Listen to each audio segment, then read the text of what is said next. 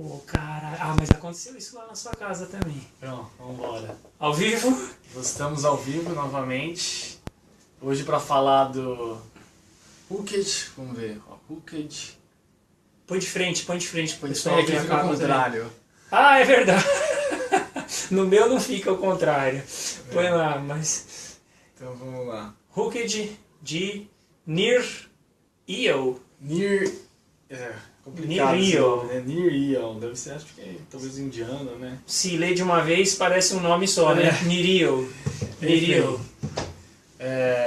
Mais uma vez aí, boa noite para todo mundo. Boa noite, pessoal. A gente veio falar de um livro que no caso fui eu que li dessa vez. Semana passada foi o Felipe, e essa semana esse livro aqui, que é Hooked, que seria mais ou menos como enganchado a tradução. Né? Não é do Peter Pan, não. Não é do Peter Pan.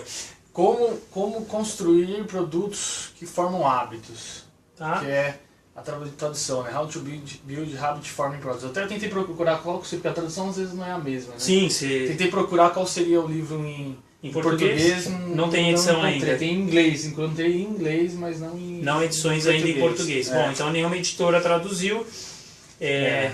Você comentou comigo a semana passada do... A Força do Hábito.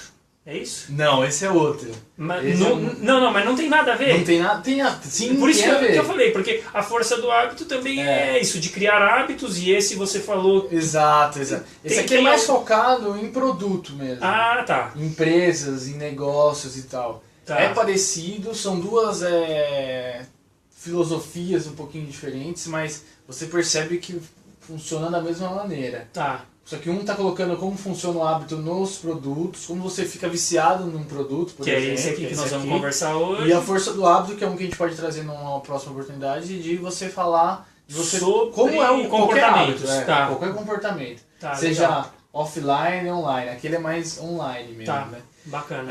Ele define, na verdade, começa definindo o que é o hábito, que é o comportamento, são comportamentos automáticos acionados por dicas, que são coisas que a gente faz com ou sem consciência. Por exemplo, dirigir, dar seta. Você não fica pensando o tempo inteiro em dar seta quando você vai virar. Funciona automático, né? E aí ele fala que as empresas que conseguem gerar um hábito na cabeça dos consumidores, formar um hábito de usar aquele produto, são empresas que têm grandes benefícios em cima disso. Tá. E que ao longo do tempo elas criam uma vantagem competitiva. E aí, ao invés de ela depender de um investimento pesado em marketing, por exemplo, o hábito gera novos clientes. Esse ciclo, esse ciclo do hábito que ele vai mostrar aqui, que ele criou um modelo chamado modelo do gancho, do Hooked, né? Tá. Onde você, quando isso funciona, a empresa não precisa ficar investindo em marketing, entendeu? O cliente... Ele gira a roda ali, atraindo mais cliente, outros também fazendo a mesma coisa, e vai fazendo isso até que você cria uma rede grande de consumidores. É. Eu acho que é mais ou menos assim, quando a gente entra no mercado e eu vou lá e pego direto uma Coca-Cola, por exemplo. Eu nem olho os outros refrigerantes. É meio que, peguei a Coca-Cola. Hoje você pode, em vez de, por exemplo, a seta do carro é um hábito que a gente tem de dar seta sem nem pensar. Hoje, entrar no Facebook, você está se sentindo sozinho e entediado. O que você faz? Entra no Facebook. Entendeu? Eu não, vai. Você não, mas... ou então você tem isso você faz. Você tem uma pergunta que você faz, entra no Google. Entra no Google, assim, automático. Automático. Você nem pensa mais no que você está fazendo. Tá. E ele diz que as empresas podem desenhar essa experiência pensando em como fazer as pessoas se tornarem mais... Não viciantes. Viciantes é uma palavra, no final do livro ele até fala do negócio de moral, mas eu tô adiantando aí. Mas não é viciante. Criar o hábito de comprar delas. De usar exatamente. a marca delas ou o produto delas. E aí eles criam, e aí para criar para formar um produto habitual, né? Essas empresas criam ganchos, que é o Hooked. Tá. E cada gancho pega a pessoa e outro gancho, até que a pessoa tá dependente daquilo e usa aquilo o tempo inteiro, entendeu? Beleza. Bom, como que funciona esse modelo do gancho, né? O modelo do gancho ele tem 4 etapas. Ele tem a primeira, que é o gatilho, que ele pode ser interno ou externo. A segunda, que é uma ação. A terceira que é uma recompensa variável e a quarta que é o investimento. Então, tá. Gatilho. Gatilho é o que inicia o hábito. E ele pode ser interno ou externo. Então, por exemplo, uma pessoa começa a ver fotos de alguém no Facebook. Ela acabou de entrar, se cadastrar no Facebook lá. Criou a conta. Ela começa a ver fotos de alguém. Ela começa a curtir as fotos de alguém. Quanto mais ela curte as fotos, mais ela vai formando um gatilho interno que associa o Facebook a comportamento. A um comportamento social, então, a socialização. Ao gosto que ela tem. Então, peraí, então ela pensa, bom, eu curto as fotos, converso com as pessoas, e eu faço isso frequentemente, começo a fazer isso. Quando a pessoa pensar em socialização, ela pensa em Facebook, entendeu? Esse é o gatilho interno. Esse é o gatilho que o Facebook criou no produto dele. Exatamente. Então isso é o gatilho interno. E o externo é o fato da pessoa clicar, de uma foto chama a atenção dela, alguém publica alguma coisa, esse é o gatilho externo. Tá. Mas o gatilho interno é você. É isso que cria. Um fator emocional que cria. É aquela vontade de entrar ali para fazer. Exato. A ação ela é uma ação executada pensando numa recompensa. Por exemplo, o clicar na foto é a ação. Tá? Então você clicou na foto. Quanto mais simples é a ação, mais fácil é de você se tornar viciado naquilo. Ou aquilo se tornar um hábito. Eu vou explicar depois com mais profundidade cada um desses passos. Tá, eu já ia te interromper. A gente vai. Funciona assim, ele explica, ele dá uma prévia. E depois ele começa a explicar uns fatores psicológicos que formam isso, e aí depois ele volta em cada um com mais detalhe. Tá, eu vou até colocar meu óculos para entender melhor, então. O óculos te deixa mais fica inteligente, exatamente. Aí depois vem a recompensa variável, que é a diferença entre um ciclo simples de um produto está em simplesmente você... o fato desse ciclo gerar desejo ou não da pessoa de usar. Então, por exemplo, no freezer. O freezer acende uma luz quando você abre. Você não fica abrindo o freezer só para ver a luz acender. Entendeu? Isso é um ciclo normal. É um produto que a maioria das empresas funciona dessa maneira. Entendi. Só que como que se torna o hábito? Se você tivesse um prêmio lá dentro... Tipo toda vez cerveja gelada. Toda vez que tem uma nova lá. Você não comprou, você não faz nada. Você abre... Cai uma cerveja. Cai uma cerveja, um bolo e um sei lá o quê. Entendeu? Ou então cada vez que você abrir uma recompensa é diferente. Uma cerveja é diferente, por exemplo. Tá. Essa é a recompensa. Então você não sabe o que tem lá dentro, mas você ainda assim abrir... você sabe, só pra você... Você abre só pra ver. Pera aí, deixa eu ver se tem. Aí você abre a recompensa. Então, essa é a recompensa variável que ele fala, entendeu? Então, a empresa tem que descobrir um jeito de criar uma forma de recompensar. Que, na verdade, a empresa ela tá apenas resolvendo um problema para a pessoa. É que a maioria das empresas não consegue encontrar uma solução certa. Não precisa ser uma recompensa física, né? Que a gente brincou aqui agora com a cerveja e tal, mas não necessariamente a recompensa tem que ser um produto. Né? Ela pode ser uma recompensa psicológica ou algo. Vamos supor que talvez, no caso do freezer, se for assim, cada vez que eu abrisse meu freezer, ele economizasse um pouco de energia. Isso é uma recompensa, não é uma recompensa física, mas talvez uma tecnologia que é nesse sentido, é isso? Nesse sentido, é algo que... Mas no fundo você resolver o problema de um cliente. Descobrir a necessidade e resolver de forma correta a necessidade e o problema do cliente. E o quarto passo é o investimento.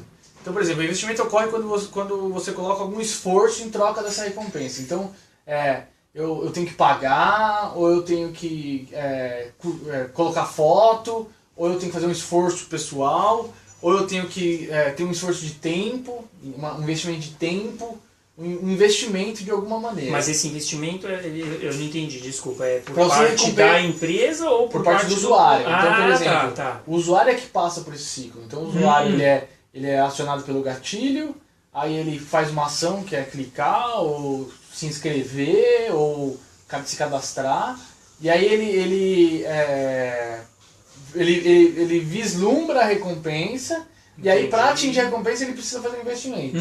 Por exemplo, investimento de tempo, de dinheiro, ou de alguma ação, alguma outra ação, preencher algo. Exatamente. Compreendi. E aí vem esse investimento. Os gatilhos eles conectam lá, os gatilhos eles conectam os usuários a um problema real, uma solução real de uma empresa, tá? E eles conectam, esses gatilhos, eles conectam a pessoa a esse problema tão frequentemente que aí se torna um hábito, entendeu? Então é algo frequente que acontece, e você vai entender ao longo da nossa conversa que na verdade os melhores ciclos do hábito são aqueles, o modelo do gancho, são aqueles que substituem algum hábito que a gente já tem offline. Entendeu? É lógico que existem, por exemplo, o Facebook, ele até fala que ninguém... o Facebook era... Bom, eu vou falar, não vou estragar. Não antecipa. Não vou antecipar, não vou antecipar. E o hábito, na verdade, é uma forma do cérebro aprender comportamentos complexos. E ele armazena respostas automáticas na glândula basal, que a gente tem aqui bem no meio da cabeça, a glândula basal. Anatomia, neuroanatomia. Que é uma área associada à ação involuntária. Ele faz isso para facilitar respostas para determinadas ações. Então o nosso cérebro está, na verdade, tentando ajudar a gente. Isso funciona, isso vai desde do alcoólatra até a pessoa que está fazendo exercício físico para emagrecer. A resposta, então, o cara que é alcoólatra, ele vai beber, aí ele tem um problema, aí ele bebe, ele encontra uma recompensa. Isso tem um custo depois. Não, o investimento dele o investimento é comprar a bebida. Tá certo. Só que aí o cérebro começa a falar para ele, não, peraí, toda vez que você sentir dessa maneira, eu vou falar para você beber. Entendeu? Ele faz essa conexão. Sim, e vira. Aí é que vira o então, ciclo. Por isso que é natural, por isso que é inconsciente, porque aquele sentimento de você falar assim, eu pensar, nossa, eu tô me sentindo mal, ou tô sentindo com sede. Aí é o cérebro, ele já armazenou aquela resposta porque ele já fez tantas vezes aquilo. Que é automático. Aí você já não pensa mais, não, vou beber, pronto, entendeu? Agora, uma coisa que ele fala que é importante, que é o tempo do ciclo viral, o tempo desse negócio funcionar. Então, por exemplo, o tempo do ciclo viral é o tempo que uma pessoa que se tornou um usuário habitual de um determinado produto, é o tempo que leva para ela convidar outra. Ele fala que isso comece a gerar, a crescer. Então ele fala que as empresas só crescem se uma pessoa convida a outra. Isso parece óbvio, mas não é... Sim, não é uma coisa óbvio. Que a gente assimila na hora. Só que é um dos fatores mais importantes no crescimento da empresa, se não o mais importante. É o que os investidores, na hora de escolher uma startup, no Facebook, no Uber, é o que eles mais observam. Por quê? Olha esse daqui. Depois de 20 dias, um tempo do ciclo viral de 2 dias, você tem 20 mil usuários. Então em 20 dias, para usarem o seu produto e convidar alguém demora 2 dias, em 20 dias você vai ter 20 mil usuários. Tá, de novo voltamos ao que a gente até comentou a semana passada na progressão, TGE, né? Progressão geométrica e progressão aritmética. E olha isso, com um ciclo de 1 dia, ou seja, você reduziu o ciclo do seu usuário para convidar outro para 1 dia, cortar pela metade, você tem 20 milhões de usuários no mesmo período. Caramba! Ou seja, é monstruoso. É isso que os investidores que investem em startups, Uber, Facebook, Instagram, é isso que eles procuram. E é isso que às vezes uma empresa que não fatura nada, por exemplo, Twitter não fatura nada, mas por que todo mundo continua investindo neles? Porque esse ciclo, o número de pessoas que já usam habitualmente é muito grande e vai chamando cada vez mais pessoas. E outra coisa que ele fala, isso tudo ele está dando um baseamento para você utilizar de forma adequada o modelo do hook, do gancho, para você entender como você pode aplicar isso na sua empresa. Uma coisa que ele fala é que velhos hábitos são difíceis de eliminar. Sim. Isso a gente Então, para você adquirir um novo hábito ou substituir um novo hábito, uma empresa ela precisa fazer mudanças dramáticas no funcionamento desse ou no hábito, plano facilitação ou qualquer consciente. Mas... Sim, a gente tem aquela coisa de não, um exemplo, eu tô fazendo olha desse só, jeito, cara, tá olha bom. isso. Vocês conhecem o teclado ele chamado de QWERTY, né? QWERTY. Todo teclado o nosso, de, o teclado de normal. notebook. Tá. Ele é chamado QWERTY. Por quê? Porque A sequência é... as 6 primeiras teclas letrinhas. chama QWERTY. Se você olhar no teclado, olhem agora pro seu teclado, chama QWERTY. Tá. Todos os teclados no mundo são assim. Você não vê nenhum que não é. Esse teclado ele foi inventado em 1870. Que é a mesma coisa da máquina de escrever, Não, não é? escrever. Por um cara que nem sei quem que inventou. Ele não é o mais eficiente. O mais eficiente, cada idioma tem o teclado mais eficiente, porque a gente usa determinadas letras mais do que outros em determinados idiomas. Então por que esse não muda o teclado? Acontece que já tentaram mudar o teclado QWERTY, só que não conseguiram. Por quê? Porque ninguém se acostuma com o já negócio. tá meio enraizado. Quase genético. Quase genético. Você olha, você fala, meu irmão, se você pegar um... Tanto é que a gente nem percebe que a gente está digitando um teclado QWERTY. Agora, se a gente pegar outro teclado, com certeza, na primeira vez que você vai travar você vai ter problema. Já tem alguns até que eu também já li, só falando do teclado. Aqueles que são divididinhos no meio, você já viu? Que é metade das letras para cá e metade para lá, diz que ergonomicamente é melhor. Mas eu não vejo ninguém usando aquilo, eu nunca vi em nenhuma empresa, porque você olha aquilo afastado e você já fala, meu Deus, está longe, como que eu vou usar? Não, até no próprio smartphone o teclado é dessa maneira. Segue a mesma linha, né? Então, assim, apesar de a tecnologia de mais de 140 anos, cara, mas não mudou. Tá enraizado. Porque é um hábito tão velho que não muda. Tá. E aí você tem que descobrir um jeito, então, de aí ele fala que esse hábito. Mudar o comportamento das pessoas você precisa de entender maneiras que você vai persuadir as pessoas. Mas também precisa fazer a pessoa repetir certos comportamentos por certos períodos de tempo durante o resto da vida dela. Por exemplo, a Amazon, o que ela faz? A Amazon é o site de maior e-commerce americano, né? Sim, no mundo, Acho que só não deve ser maior daqueles chineses. É verdade, recente perdeu a posição pro Mas tudo bem, Alibaba. Mas você faz na China e você é número 1 na China, você vai ser número 1 no mundo inteiro. Até aí não dá pra pegar, mas o que a Amazon faz? A Amazon, quando você encontra um produto lá na Amazon, eles listam, além de eles listarem os preços dos concorrentes no próprio site, no próprio produto, eles têm banners com anúncios dos concorrentes. Nossa. Sabe por que ela faz isso? Porque pra você, primeiro, ela ganha com propaganda mesmo que a pessoa saia do site, ela ganha com propaganda. Quando a pessoa clica. Mas você cria o hábito de tudo que você for pesquisar, você vai na Amazon primeiro. Vira um buscador de preços. Vira um buscador de preços. Talvez que nem o nosso busca-pé aqui. Pensar produto, onde você vai? Amazon. Se tiver mais barato em outro lugar, você já compra lá na Amazon. Ou então você compra na Amazon, você compra outro, entendeu? Então, interessante, não sabia disso não. Você consegue encontrar um produto com um bom potencial. Bom, esse produto está indo bem quando você divide a frequência de uso pela utilidade percebida pelo usuário. Sendo que sempre quando usa-se mais vezes aquele produto tem um potencial maior. Por isso que essas startups que não geram faturamento nenhum, normalmente tem um valor de mercado, bilhões de dólares. Mesmo sem dar lucro. E outra coisa é que hábitos novos eles tendem a morrer mais cedo.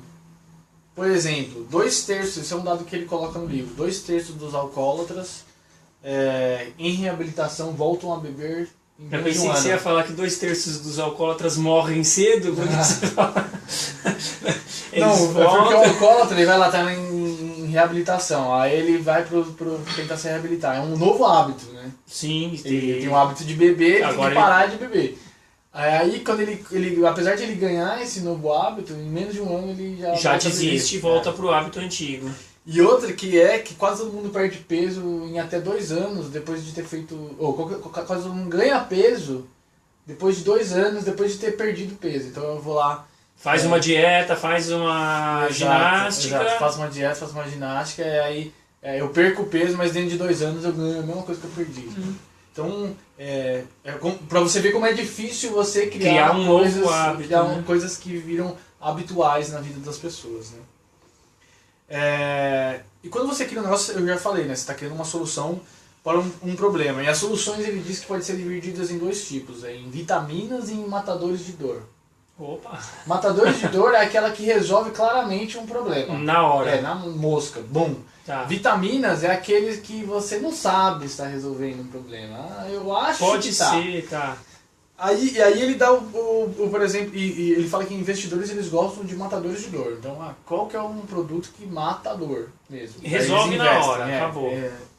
Mas que, por exemplo, o Facebook ele surgiu como uma vitamina. Porque ninguém acordou um dia e falou assim, preciso demais atualizar minha rede social. Preciso ver a foto do pessoal da faculdade. Preciso comentar isso aqui. Ninguém fez isso, entendeu? As pessoas pode ser, legal saber aqui. Elas viraram, elas primeiro, o Facebook teve que virar fazer um trabalho de criação de hábito nas pessoas, para que aí elas falassem assim, não vivo mais sem... Tem um problema, preciso... Aí que ele fala, aí é um outro sentimento que provoca. O da dor de você não ter acesso àquilo, entendeu? O não tomar uma iniciativa em relação a algo também te gera uma dor. Tá, a empresa foi tão boa em gerar uma necessidade... Que se você não usa, você fala, se sente mal. Preciso usar, entendeu? Gatilhos. Então, agora a gente começa a falar mais detalhadamente de cada uma das quatro fases do ciclo. Do modelo do gancho, né? O gatilho, por exemplo, o Instagram. O gatilho do Instagram é o medo das pessoas perderem momentos fantásticos. A pessoa está lá numa festa, ela não tem medo de não recordar, ela tem medo de perder aquele momento, não gravar mais. Na verdade é uma foto, né? Na verdade é um medo. Acho que a câmera deve ter surgido por essa maneira. De salvar momentos, né? Salvar momentos. Então, na verdade, o Instagram ele substituiu um hábito, o próprio celular, mas o Instagram ele substituiu um hábito que a gente já tinha, de tirar foto, de guardar o medo que a gente já tinha. De guardar perder fotos, coisas, perder a memória.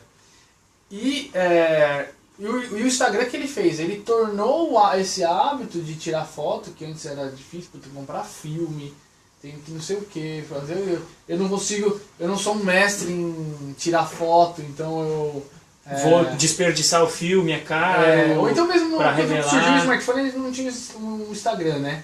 E as pessoas tiravam foto, mas as fotos ficavam feias. E aí o Instagram veio com uma coisa muito simples, colocou os filtros lá, filtros que deixa a foto automáticos, bonita. Nossa, eu vivo num mundo floreado, ou num mundo retrô, ou num mundo colorido. Então esse é o gatilho interno para o usuário do Instagram, é aquilo que aciona emocionalmente o usuário do Instagram. Mas também tem um gatilho externo, que é que inicia o ciclo para ele e para outras pessoas também. Então, por exemplo, como começou o Instagram? O Instagram cresceu muito quando ele integrou com o Facebook. Aí as pessoas postavam no Instagram e jogavam no Facebook. A pessoa que já estava viciada no Facebook, ela via aquela foto bonita. Opa, da onde veio isso aqui? Da onde que veio essa foto? Ela clicava. Não sabia desse detalhe. Nossa, não. uma maneira fácil de eu gravar fotos. Nossa, tem filtro. Vou tirar foto também. Aí ela tira a foto, aí ela posta no Instagram, aí ela posta no Facebook. Aí outra pessoa vê. Aí vem a recompensa, que eu postei no Instagram, as pessoas curtiram, aí que eu fico feliz, a recompensa também eu guardei, aí ela posta no Facebook, aí outra pessoa vai lá ver, aí essa pessoa tá numa festa, ela tem medo de perder a foto, aí ela tira a foto no Instagram, aí é um ciclo viciante. A Coca-Cola usa muito isso também. O que você lembra da Coca-Cola? Você vê um cartaz da Coca-Cola, sempre tem uma de sede, né? Sim, calor, gelo, pessoas suando e passando gelo na cara, né? Jogando água. Então quando você... O que a Coca-Cola quer? Ela quer atribular a sede como um gatilho para você lembrar da Coca-Cola, entendeu? Que na verdade Coca-Cola também não mata a sede nenhuma, né? Mas... Você deveria tomar a água. Então esse gatilho interno que gera na pessoa é o da sede. E aí você acaba usando muito Coca-Cola. De gatilhos externos a gente tem 4 tipos, na verdade. Os pagos, os ganhos, de relacionamento e de propriedade. Pagos é anúncio mesmo. Sim. Fiz um pago para a pessoa ver o meu gatilho, entendeu? Aí lógico que você tem que trabalhar o gatilho externo, cada empresa trabalha de uma maneira, mas é o pagar. Aí o ganho é quando, por exemplo, uma imprensa fala de mim, ou alguém, uma revista, uma notícia fala de mim. Isso é o gatilho externo também. O de relacionamento é quando você vem pra mim e fala, Rafa, você tem que usar tal coisa, que eu usei, que é muito legal, que não sei o que lá. Isso é um gatilho de externo. pessoas. É de pessoas. Mas isso só vai gerar um gatilho interno em mim se eu ver a mesma... Da mesma perspectiva que eu vi. Da mesma perspectiva. A mesma vantagem que eu vi. Se eu tiver o mesmo medo, eu quero resolver o mesmo problema, entendeu? Se eu não achar que isso é uma solução, pra mim não funciona, entendeu? Isso tá no marketing boca a boca, que eu tô terminando de ler. A gente tá lendo os livros na sequência. Então, mas eles se integram, né? É muito interessante mesmo. Depois a gente pode montar um grande... O resumão de todos os livros. E não é combinado. A leitura de cada um de nós é totalmente livre, né? Não sei o que ele vai ler na semana que vem. E por último, o de propriedade. Por exemplo, a pessoa já deu permissão para que a empresa envie um gatilho. Por exemplo, um e-mail. Por exemplo, uma notificação na tela do smartphone. Quando eu me inscrevo em alguma coisa, autorizando, quando tiver uma novidade, me avisa. Exatamente. Aí você envia aquela novidade, aquilo é um gatilho externo, entendeu? Correto. E os gatilhos internos, os externos, eles na verdade têm essa intenção de conectar com um gatilho interno, que conectam as nossas emoções ou medos. Então, se o produto consegue fazer isso, conectar uma emoção, um gatilho externo, conecte a uma emoção interna, ele já evoluiu muito mais do que os outros produtos, entendeu? Bom, mas como que constrói gatilhos, né? O gatilho deve ser construído em cima de sentimentos específicos, tá? Para isso você tem que entender primeiro o que a pessoa está procurando quando ela vai atrás de você. Atrás do seu negócio, atrás da sua empresa. O que ela está procurando? Então, compreender a necessidade. A necessidade exata. Isso a gente, como donos de empresa, nós fazemos muito pouco, conversar com o cliente, entender exatamente o que o cara... Às vezes a gente acha que está entregando o correto e falta alguma coisa. Ou a gente acha que a necessidade dele é uma e na verdade é outra. Então ele fala primeiro, pesquisa, cria histórias do seu cliente. Como que esse cliente, de onde ele está vindo, o que ele está fazendo, o que ele pensa... onde ele atua, onde ele está sempre conectado. Utilizando aqui o que a gente aprendeu agora, na verdade a gente passa muito tempo sendo só uma vitamina, ao invés de se tornar um matador de dor de uma vez. Exatamente. Né? Você fica ali, tá mais ou menos resolvendo, acho que tá, mas você não tá no cerne do que o cliente realmente precisa. E uma das maneiras de você fazer isso, na verdade, eles citam um sistema da Toyota de encontrar o porquê que o cliente... Porque às vezes a gente fala isso, mas também às vezes o cliente não sabe o que quer.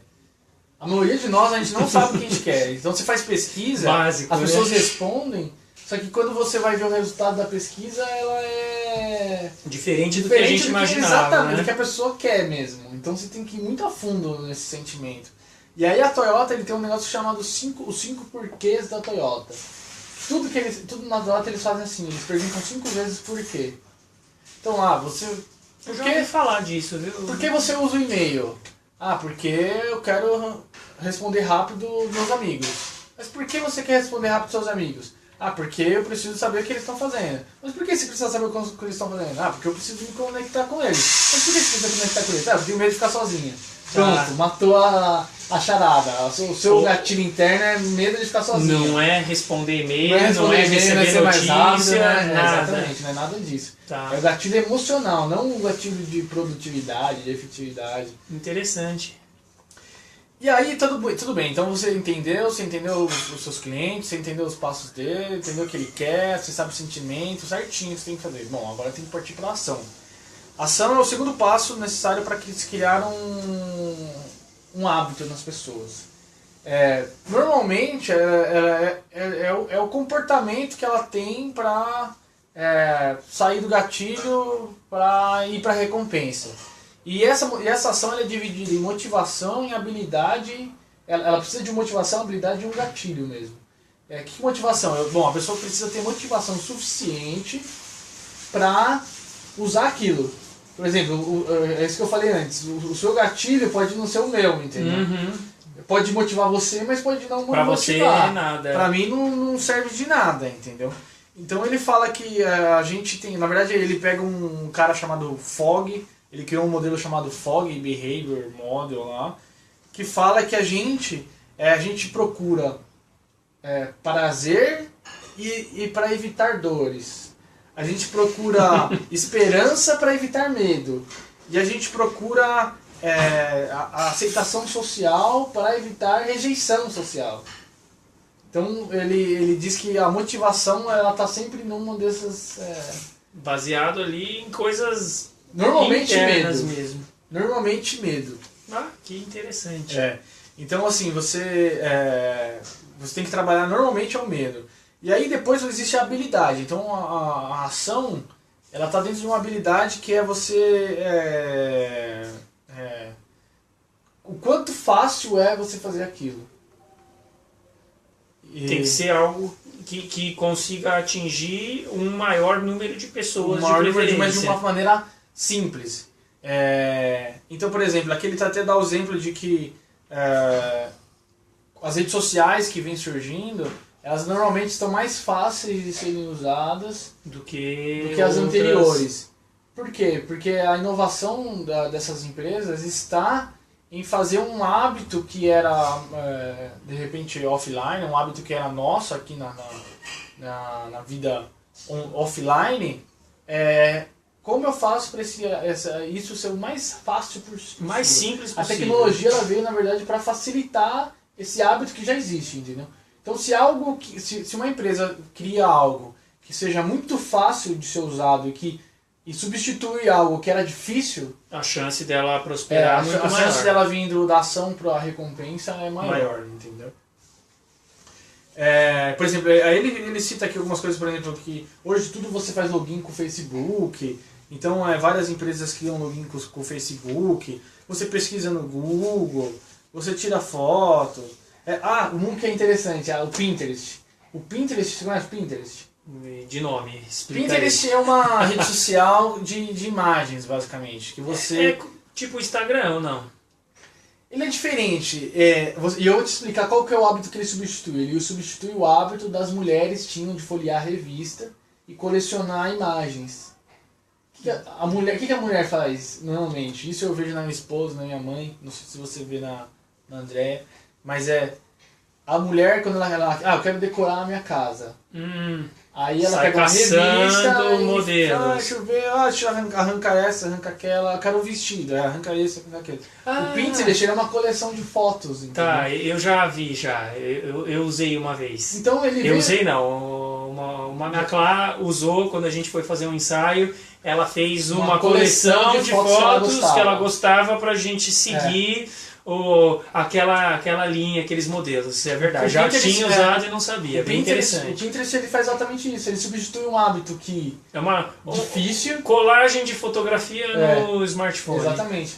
Mas não é um hábito tão frequente, você não faz isso todo dia. Mas é um hábito que as mulheres de repente fazem uma vez por semana, não sei. Tá. E talvez o fato de você usar o Pinterest faça você utilizar todo dia. Sim, porque a revista era difícil, você não vai comprar 10 toneladas de revista e ler todo dia. Mas lá você põe um tema específico. E fora que você pode ir de uma arquitetura para jardim, para bebê, na mesma hora, entendeu?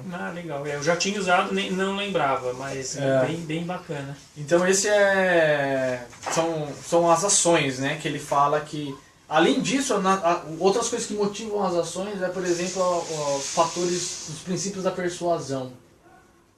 Que é você, por exemplo, escassez. Existem 7... Ele não fala sobre os princípios... Eu já li isso em outro lugar. 7 princípios da persuasão. Um deles é a escassez. Então você nunca vê alguém falando, compra porque tá acabando. Vai acabar só hoje. Só mais 10. Isso motiva você a comprar mais. A executar. É mais fácil. Fica mais na sua cabeça, aquele negócio fica mais fácil, entendeu? De ser executado.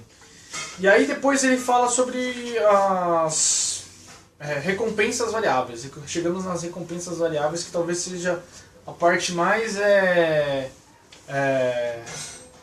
assim, mais fascinante do livro, de você entender que normalmente quando a gente tem um produto, uma empresa, a gente não traz recompensa nenhuma para as pessoas. E ele fala aqui que existem 3 tipos de recompensa, que é a recompensa da tribo, a recompensa da caça e a recompensa própria. Tá. Recompensa da tribo, que é a primeira. O que é? A gente faz tudo pensando em ser aceito pela nossa sociedade. Social. Tá. Então quando você posta no Facebook, no Instagram, o que você está esperando? Curtidas, compartilhamentos. Quando a gente posta esses vídeos, o que a gente está esperando? Visualizações, curtidas, a gente quer ter uma aceitação social. Tá. Uma recompensa da sociedade, social. Do nosso grupo. Exatamente. Então, por exemplo, o Facebook é uma recompensa social. A gente busca validação social, que ele fala aqui. O Instagram é validação social.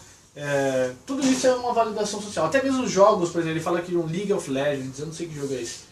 Que você, de joguinho que também. Conforme você vai jogando, você ajuda outras pessoas, você consegue ajudar outras pessoas, e aí você vai ganhando pontos. Então você vai ter aquele pontuação enorme porque você ajudou outras pessoas. Interessante. Então, aí todo mundo vai te ver como um cara bacana dentro do jogo. Bacana, exatamente.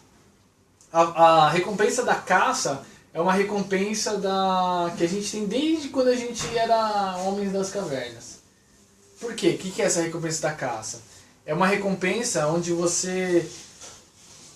a gente tem como objetivo comprar coisas, comer, comprar comida.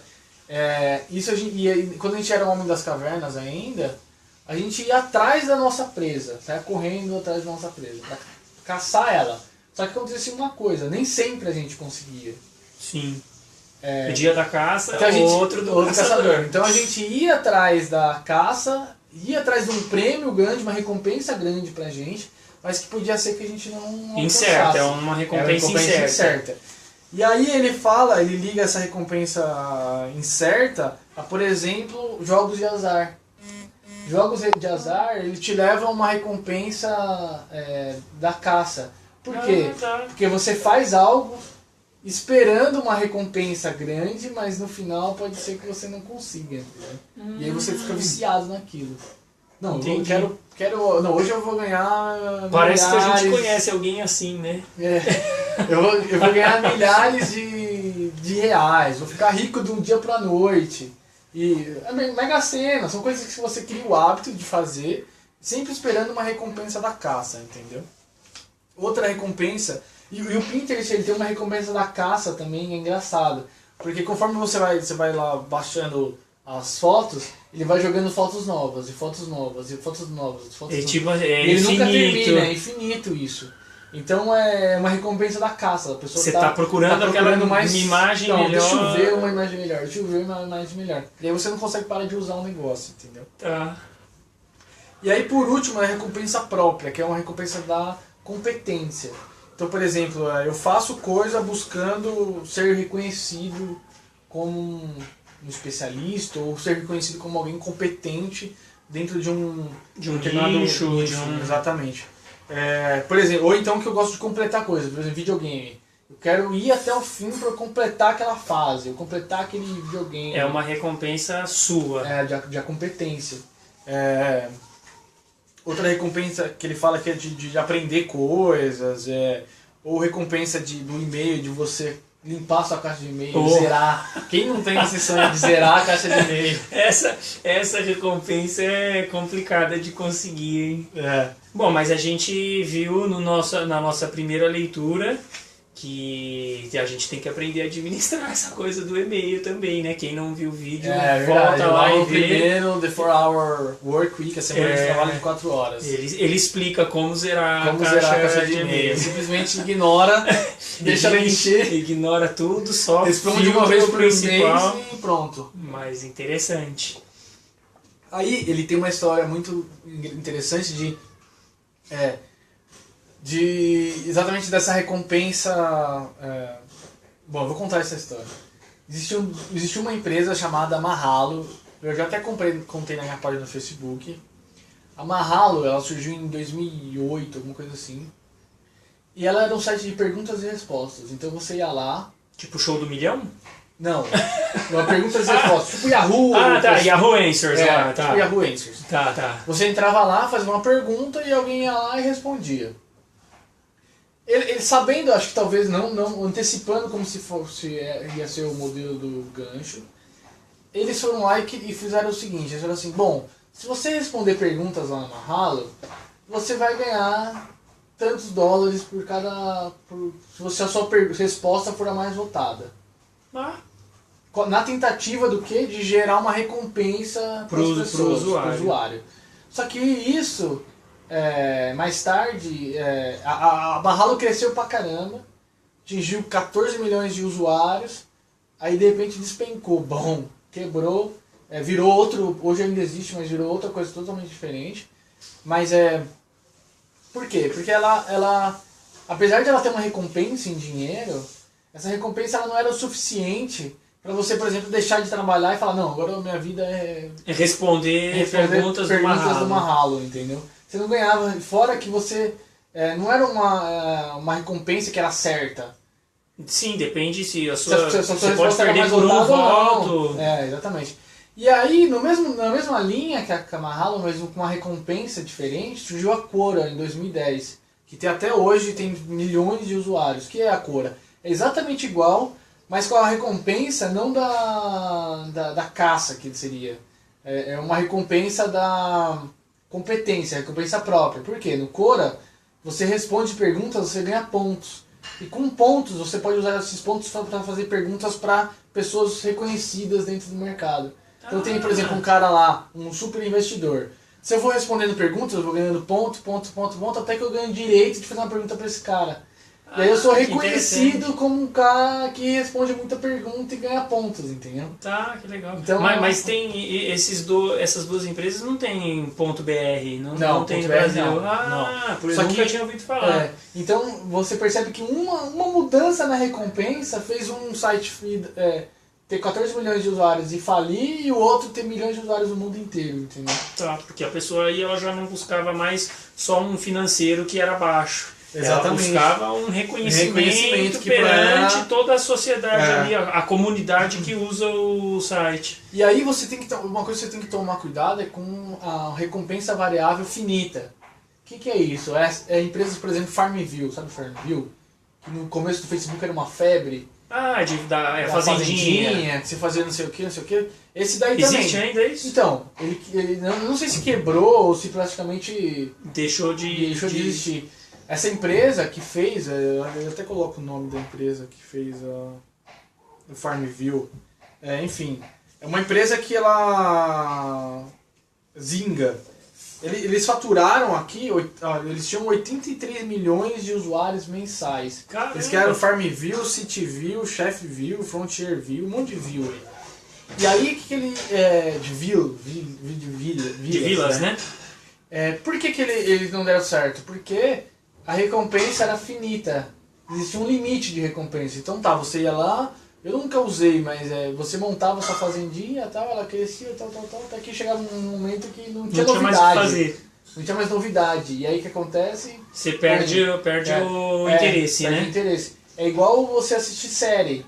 A série tem que estar sempre fazendo um episódio novo, até que chega um momento que começa a cair o... Aí é hora de encerrar. É hora de encerrar, porque senão você não vai trazer mais novidade suficiente para os seus usuários, entendeu? E aí, vamos ver o que tem mais de exemplos. E aí a gente vai para a área de investimento.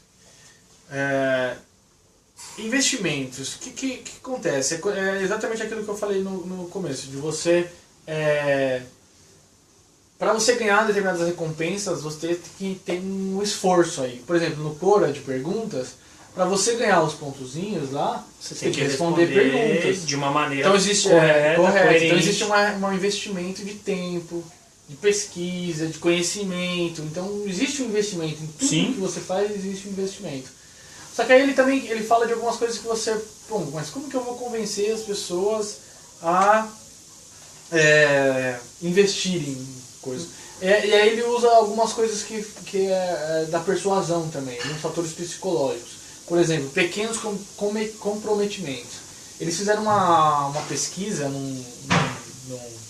lá nos Estados Unidos, que eles foram lá e pediram foram uma comunidade lá, e pediram para as pessoas colocarem uma placa grande de um anúncio de alguma coisa lá. De cuidado, não corra, alguma coisa do tipo. Ah, tá, não um outdoor, não um anúncio de uma propaganda. placa. Eles iam em cada casa, numa casa eles pediam para colocar uma placa grande, cuidado, não corra, no jardim lá. Nos Estados Unidos tem aquele jardim, então eles colocavam placa. Em outras casas, eles iam lá e pediam para colocar um pequenininho assim. Então, nas casas que eles iam pedir o grande, as pessoas recusavam e não aceitavam.